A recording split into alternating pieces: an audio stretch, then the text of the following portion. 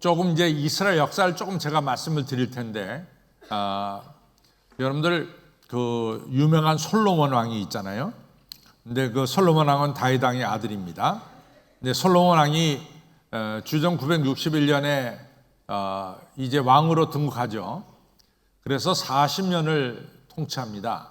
그래서 주전 922년에 솔로몬이 죽으면서 이제 그 아들들에게 이제 왕권이 넘어가게 되는데, 제가 전에도 말씀드렸지만은 솔로몬 왕이 전반기에는 이 정치를 잘했지만은 후반기에는 정치를 잘 못했어요. 그래서 우상에 가서 절하고 그래서 하나님께서 우리가 이 열왕기 상에 가서 보면은 내가 네 당대에는 내가 놔두지만은 네가 죽으면은 나라가 두 쪽으로 나눠지리라고 하는 말씀하십니다.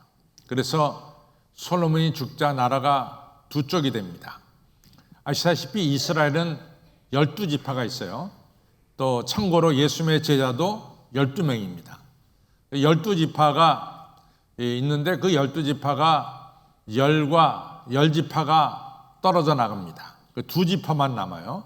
그래서 솔로몬 왕의 아들인 르호보암이 자기가 속한 지파인 유다 지파와 베냐민 지파 두 지파만을 유지한 채로 남쪽 유다, 예루살렘을 수도로 한 남쪽 유다의 왕이 됩니다. 그러나 떨어져 나가는 열 지파는 느밧의 아들 여로보암이 왕이 돼서 이제 북이스라엘이라는 나라를 세우게 됩니다. 근데 북이스라엘이라는 나라는 아시다시피 한 200년 동안 이 땅의 역사 속에 존재합니다. 그리고 200년이 지나서 이 북이스라엘은 아시리아라고 하는 나라에게 멸망을 당합니다. 그래서 이 역사 속에서 이 북이스라엘은 사라져 버리고 마는 거죠. 그런 200년 동안 존속한 북이스라엘 역사 속에 13번째 왕이 있어요. 그 13번째 왕의 이름도 역시 여로보암인데, 북이스라엘 세운 여로보암과 13번째 왕인 여로보암 사이에는 약 150년 정도의 시간차가 납니다. 그래서 동명이인이 되겠습니다. 그래서 우리가 첫 번째 북이스라엘 세운 왕을 우리는 쉽게 말해서 여로보암 1세다 이렇게 부르고, 150년 뒤에 13번째 왕으로 이제 북이스라엘 왕이 된 사람을 동명이인이니까 우리가 구분을 해야 되니까 여로보암 2세다 이렇게 부르고 있습니다.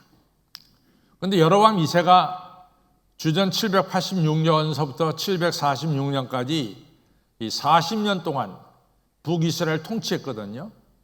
그때가 북이스라엘 역사 속에서 가장 잘 살던 때입니다. 가장 잘 살던 때입니다.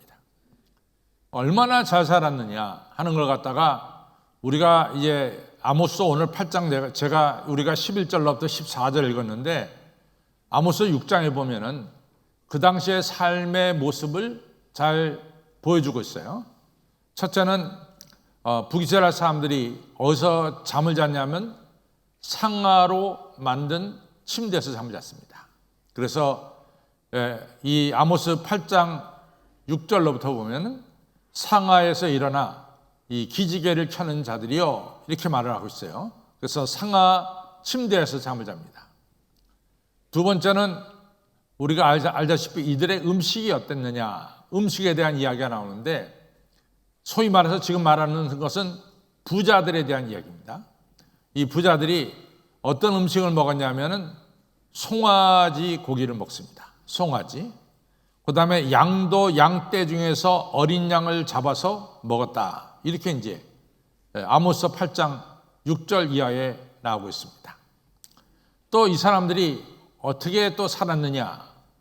여러분들 다윗 왕이 이 검은 거 같은 거를 잘 켜는 거 알죠? 그래서 다윗 왕은 음악을 좋아하기 때문에 시편 100편 중에서 150편 중에서 거의 100편에 이르기까지 다윗이 쓴 시입니다.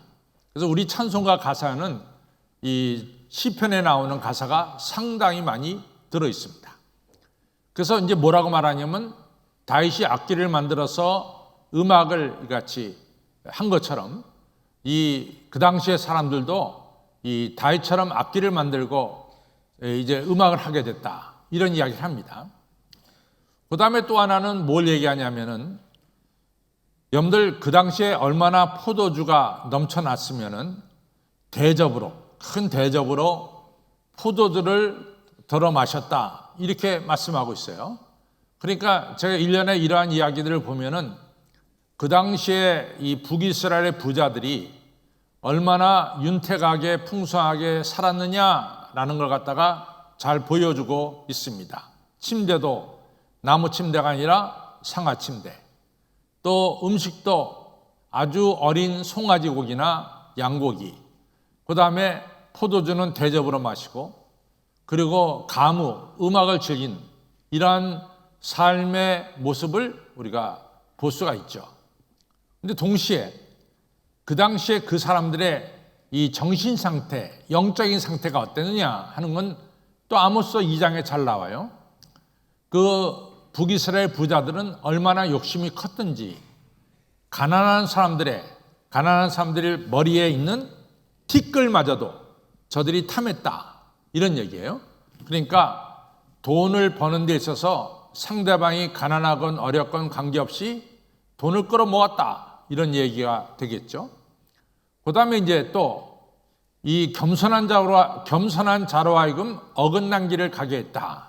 그러니까 겸손한 자는 진리 따라 올바르게 사는 사람들인데 이런 사람들에게 뇌물을 줘서 이 사람들이 올바른 길을 가지 않고 그릇된 길로 가도록 이같이 인도했다. 이런 얘기입니다. 또 하나는 어떤 이야기가 나오냐면은 이제 아모스 2장에 나오는 이야기인데 이 창녀의 집에 부자가 다녀갔다. 이런 얘기를 해요. 여기서 부자라고 할 때는 우리는 영어로 말하면 리치, 아주 재산이 많은 사람 이렇게 이제 잘못 읽을 수 있는데 여기서 부자는 father and son입니다. 아버지 아들이 한 창녀 집에 같이 다녔다. 이런 얘기입니다. 이런 일련의 이야기들을 보면은 또 하나 뭐가 나오냐면 우상 앞에서 전당 잡은 옷을 깔고 거기서 포도주를 마셨다. 이런 얘기를 합니다. 그러니까 우상 앞에서 저들이 우상 숭배했다는 것을 또 보여주고 있죠.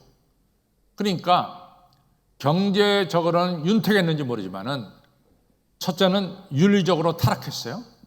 정신적으로 타락했어요. 종교적으로 타락해버렸습니다. 왜냐하면 우상 앞에 절을 하니까. 그렇게 되니까 아모스 7장 11절에 보면 뭐라고 말하냐면 제가 그 당시의 왕은 여로보암 2세다. 이런 이야기를 제가 설교 초반에 했습니다. 여로보암 2세는 칼에 맞아 죽을 것이다. 이 너무나 끔찍한 얘기예요. 굉장히 잘 사는 나라의 왕인데 칼에 맞아 죽을 것이다. 두 번째로는 북이스라엘 백성들은 벌거벗긴 채로 다른 나라의 포로로 끌려갈 것이다. 이렇게 이제 하나님 말씀을 아모스가 대언했어요. 그러니까 이 어마어마한 말씀을 아모스가 이렇게 얘기하니까 아모스가 편안했겠어요? 아모스가 상당히 많이 핍박을 받습니다.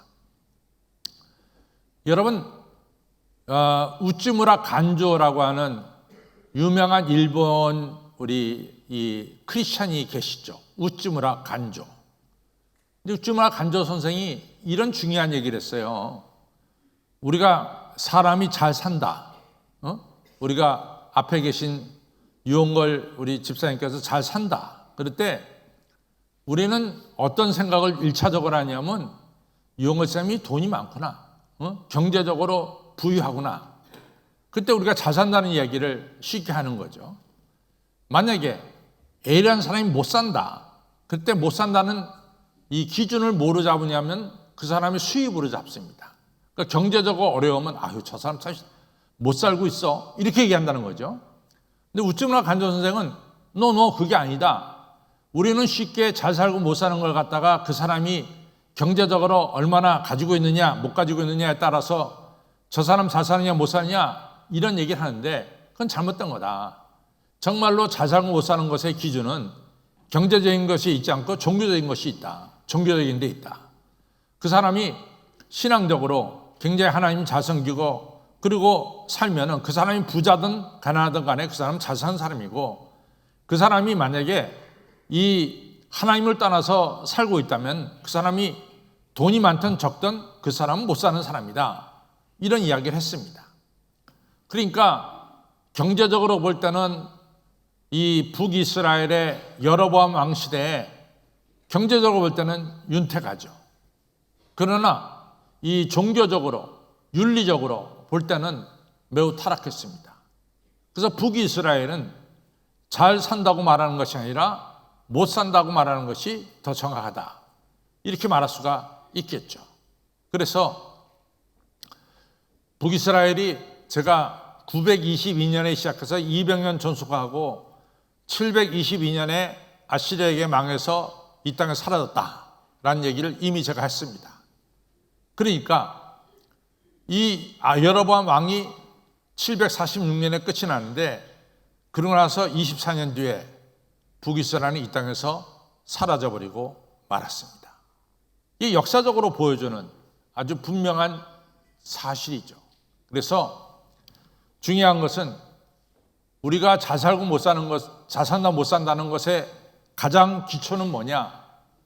그 사람이 종교적으로 신앙적으로 올바르게 서 있느냐, 올바르게 서 있지 못하느냐, 이것이 바로 이 판단의 기준이 된다는 사실을 말씀해주고 있습니다.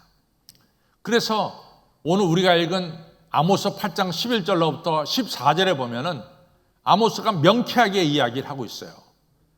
야, 너희들이 소위 말해서 줄이다, 배고프다, 어렵게 산다, 그것은 뭘 의미하느냐? 양식이 없어서 너희가 어렵게 살고 줄임이 아니지 않느냐? 물이 없어서 우리가 기가 중에 있는 것이 아니지 않느냐? 우리에게 물도 있고 우리에게는 양식도 있지 않느냐? 그러나 우리가 줄인 것은, 우리가 어렵게 되는 것은 그 이유가 뭐냐? 너희 안에 하나님 말씀이 메말랐기 때문이다. 아주 정확하게 말씀하고 있습니다.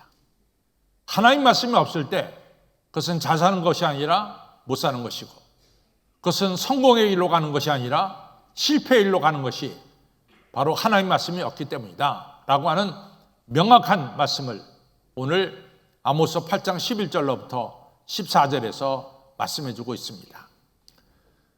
여러분, 오늘이 1년에 52주 중에서 꼭 한 번 지키는 주일이 오늘 성소주일인데, 그래서 오늘 성경에 대해서 여러분과 저가 함께 생각하면서 은혜를 받으려고 해요. 성경 말씀이 얼마나 소중하냐? 제가 얘기했듯이, 말씀드렸듯이 요한계시록에는 7가지 복이 나옵니다.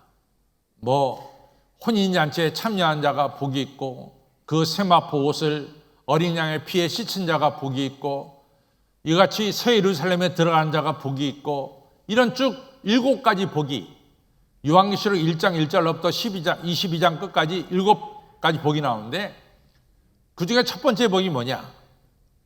요한계시록 1장 3절에 하나님 말씀 읽는 자, 듣는 자, 지켜 행하는 자가 복이 있다. 아주 첫 번째 복이 바로 하나님 말씀입니다. 여러분들 아시다시피 시편 150편이 있어요. 그 150편의 제일 첫 번째 편이 제1편입니다. 1편이 뭡니까? 복 있는 사람은 악인의 꾀를 쫓지 않고 죄인의 길에 서지 않고 오만한 자의 자리에 앉지 아니하고 주의 말씀을 오직 주야로 묵상하는 자다. 이 간판이 바로 그거예요. 제가 항상 성경을 말씀할 때 1장 1절이 중요하다고 그랬어요. 왜 창세기 1장 1절이 중요하냐? 태초에 하나님이 천지를 창조하시니라, 이 말씀이 왜 중요하냐? 여러분과 제가 믿는 하나님이 누구냐 하는 걸 갖다가 한마디로 말해서 표현한 것이 창세기 1장 1절입니다. 하나님은 모든 만물을 창조하신 창조주 하나님이다. 우리가 이 하나님을 믿는다. 이 얘기죠. 그래서 중요한 것이 성경의 1장 1절이 중요합니다. 시편 150편 중에서 제일 첫 번째 나온 1편이 중요한 거예요. 1편이 중요한 것은 바로 뭐냐? 복 있는 자는 하나님의 말씀을 주야로 묵상하는 자로다. 정확하게 정의를 해놓고 있습니다. 레오나르도 다빈치가 있어요. 여러분들 잘 아세요. 레오나르도 다빈치가 모나리자라고 하는 그림을 그렸죠. 또 최후의 만찬 그림을 그렸어요. 여러분들, 우리에게 여러 것이 참 아름다운 것이 많아요. 근데 아는 사람은 압니다. 우리에게 이 스테인글라스의 그림이 참 멋있는 그림들이 너무 많은데, 그 좋은 그림 중에 하나가 뭐냐면 우리에게 최후의 만찬 그림이 있어요. 최후의 만찬 그림이 있는 것을 아시는 분 한번 손 들어보세요. 최후의 만찬. 나머지는 최후의 만찬 그림이 있는지 없는지도 몰라요. 네? 바로 여기 있습니다. 근데 이 바로 복도에 있는데, 그 그림이 해가 쫙 비치면요, 그 그림이 우리 바닥에 그대로 나옵니다. 그럼 그게 너무 멋있어가지고 우리 교인들이 아닌 교인들이 와서 그걸 보고 너무 기뻐가지고 사진을 찍어요. 그게 너무 멋있어서. 이 최후의 만찬하고 모나리자를 그린 사람이 레오나르도 다빈치예요. 근데 레오나르도 다빈치가 유명한 얘기를 합니다. 샘물이 곁에 있는 사람은 절대로 물들어 도구로 가지 않는다, 이런 얘기입니다. 여기서 샘물은 뭐냐면 물이 밑에서 솟아나는 물이죠. 그리고 샘물이 저 멀리 있다면은 어떡합니까? 물을 떠다가 자기 집에 독에다 갖다가 쟁기는 거예요. 그거 채워놓죠. 그리고 목마를 때는 독에서 물을 떠서 마십니다.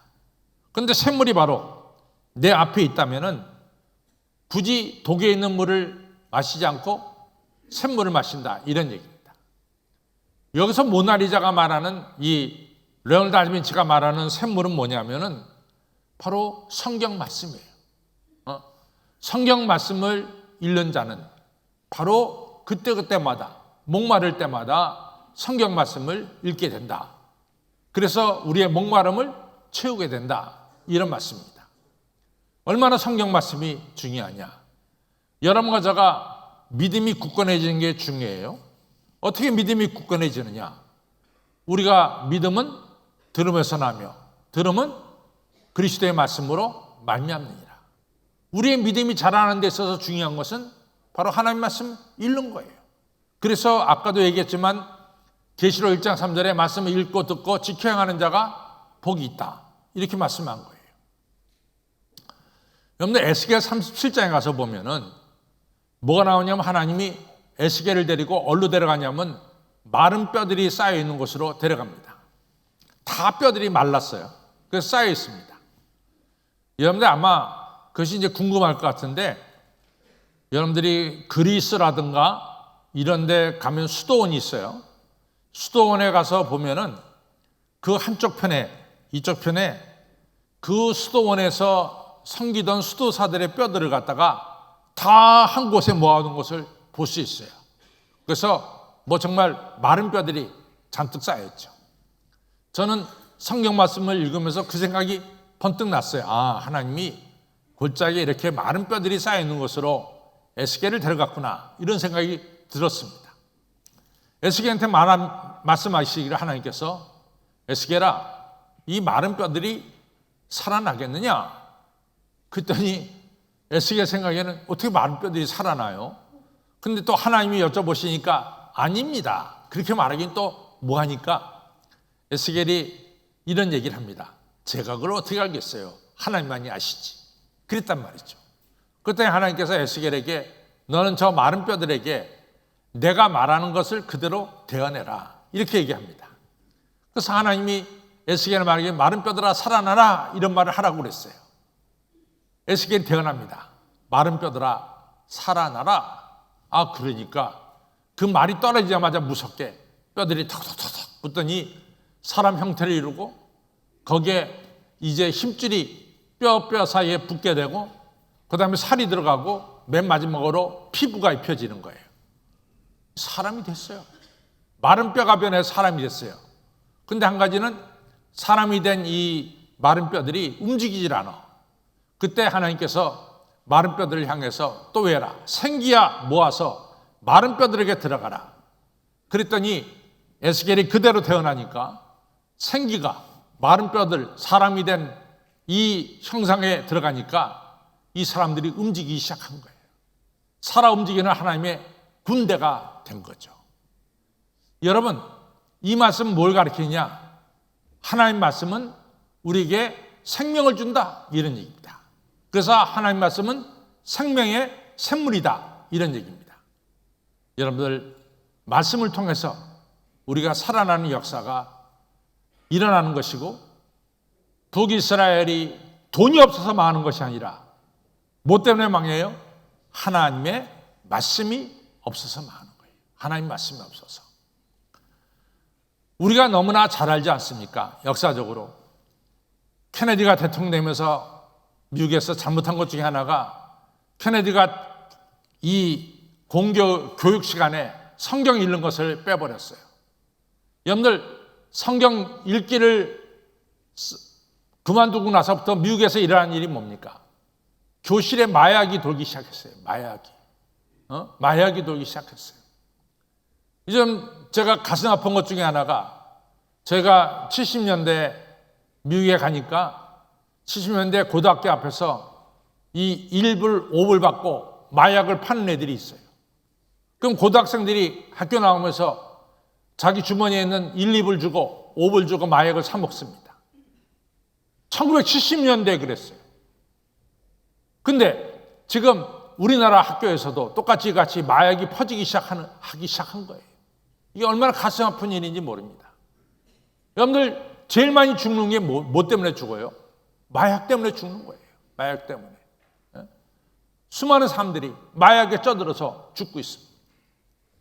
그게 미국에서 시작된 것이 뭐냐? 학교에서 성경 읽는 것을 갖다가 금하고 나서부터 그러한 일이 벌어지기 시작한 거죠. 성경 말씀은 여러분과 저를 살리는 생명의 말씀입니다. 마른 뼈가 살아나는 거예요. 또 여러분과 제가 살다 보면은 지칠 때가 있어, 힘들 때가 있어, 정말 어려울 때가 있습니다. 우리가 항상 일정하게 최고의 컨디션으로 살아가는 게 아니죠.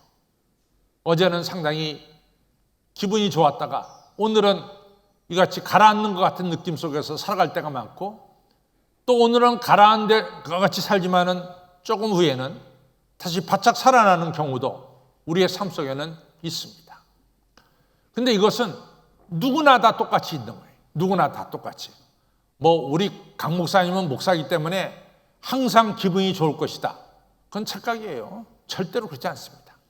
사람은 항상 살다 보면 업 앤드 다운, 업 앤 다운이 있는 거예요. 올라갈 때가 있고 내려갈 때가 있고, 내려갈 때가 있고 다시 올라갈 때가 있고. 그러면은 우리가 항상 우리의 삶을 조정을 해야죠. 잘 매니지를 해야 됩니다. 우리의 상황이, 우리의 삶이 정말로 긍정적으로 힘있게 살아갈 수 있도록 여러분과 저가 다 조정을 해야 되는 거죠. 그러다 매니지라고 그러죠.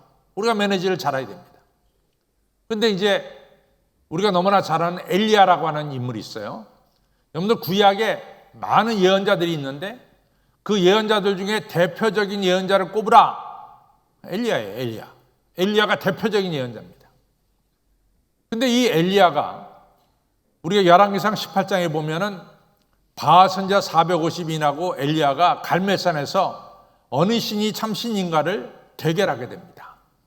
그때 바알 제단에다가 송아지 잡아놓고 또 여호와 하나님 제단에다가 송아지 잡아놓고 어느 신이 이 제사장들이 부를 때 그 부름을 듣고 그 제물을 받으시냐, 그 제물을 받는 신이 참신이다, 이렇게 결정을 짓고 두 제단에다가 송아지 한 마리씩 올려놨어요.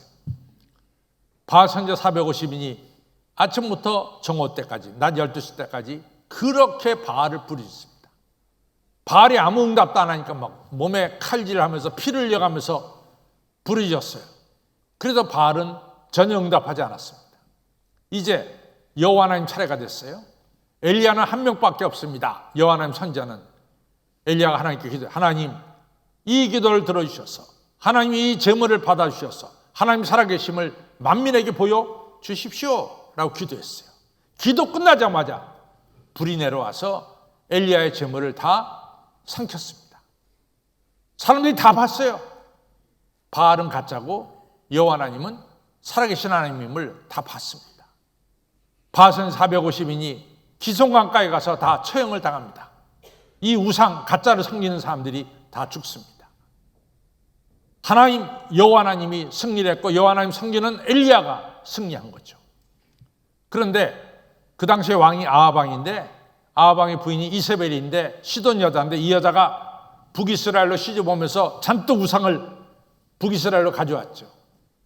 이 여자가 자기가 섬기는 바알 제사장들이 죽었다는 소식을 듣고 분노가 치밀었어요. 그래갖고 내가 24시간 내에 내일 이맘때까지 내가 엘리야를 살려두면은 나 사람이 아니다. 이런 식으로 얘기를 했어요. 엘리야가 그 말을 듣고 이즈르엘 북쪽에서 저 남쪽 부엘세바까지 도망가기 시작했어요. 참 이해가 안 돼요. 아니 그렇게 하나님의 큰 역사를 봤는데도 불구하고 그 여자 한마디에 왜 이렇게 주눅이 들어가지고 이가 저 밑으로 도망갔느냐. 참 이해가 안 됩니다. 어제까지만 해도 기분이 그렇게 좋던 사람이 어떻게 한마디에 기분이 저렇게 가라앉느냐. 좀 쉽게 이해가 안 돼요. 근데 우리를 보세요. 우리도 그랬어요. 우리도 그렇습니다. 여러분들 어느 순간에 기분이 좋았다가 누구한테 한마디만 들으면은 기분이 아주 내려가서 가라앉는 경우가 우리한테도 있어요. 엘리야도 그랬어요. 그래서 로담나무 밑에서 엘리야가 죽기를 구했습니다.